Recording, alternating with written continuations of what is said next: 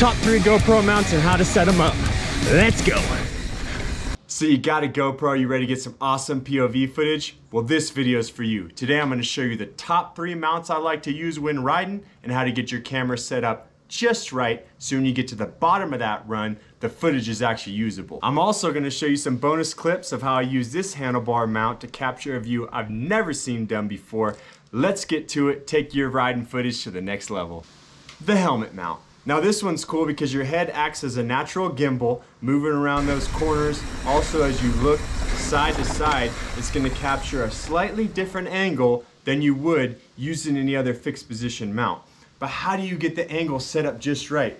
Surely you don't want to be staring straight down at the ground or up at the sky when you're riding. So there's 2 main ways to get the camera angle set just right. You can use the cell phone method, use your GoPro app or whatever action camera app you have, watch the footage as you're riding and tilt the camera up and down as you're looking at how it looks on your cell phone.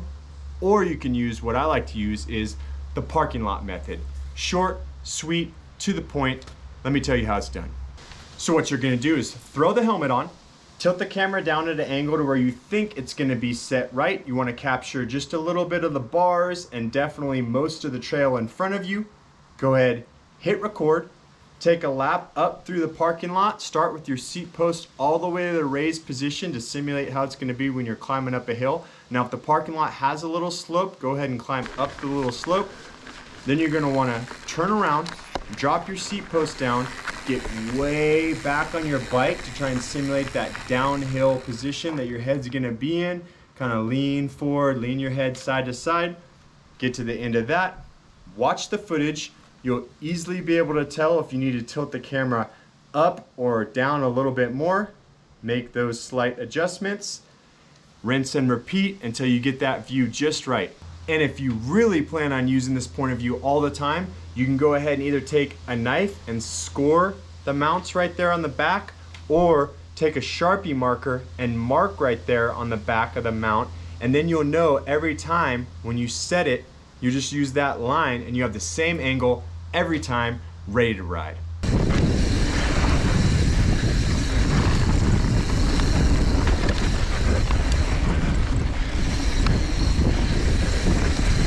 The handlebar mount.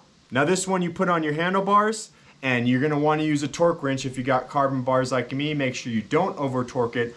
Also, this isn't something I would leave on your bars permanently, as it can become a hazard for falling or damaging your bike. But it captures some awesome angles. Now you can point this forward to capture the trail, really how rough it is, or you can rotate it around backwards, which is what I like to do to capture your own perspective and a point of view of kind of your reaction to the trail as it's coming.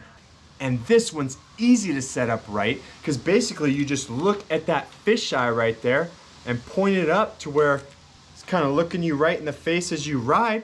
And if you want, you can throw in the parking lot method, hit record, take a couple short laps like I talked about before, watch the footage, angle it up or down as needed, lock it into place on your bars like that, and you're ready to go. Now the handlebar mount isn't something I would use to film an entire video, but it can be really cool to kind of break up the clips. I'm gonna show you guys a riding edit at the end and how I used it to keep things interesting.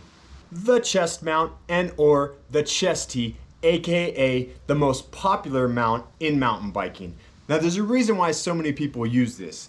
The angle it gets down closest to the bars really gives you that out forward perspective, capturing not only the bike, but the trail or your friend's shred in front of you. It gives you awesome stabilization, and this is definitely the one you'll see most people using to capture those gnarly rides. Once again, use the parking lot method, set it to the angle that you think you should set it to, hit record, take a couple laps, up and down, watch the footage, and then adjust the angle as necessary. Or you can use my favorite GoPro chest mount, which is that HSU chest mount right here, which already has this built-in angle to where you basically just go ahead, put your camera on, slap it back, tighten it up, and you know every single time you're ready to roll.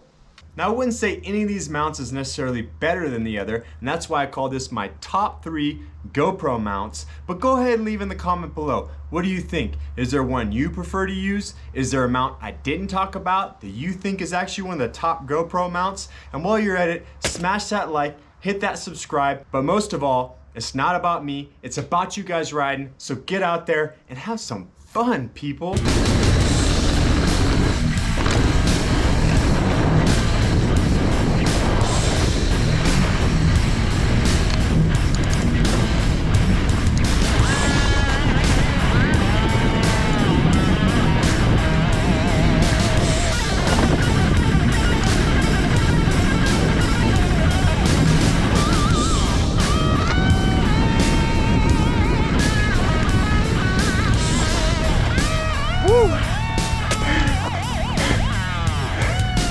Good one, guys. Oh yeah.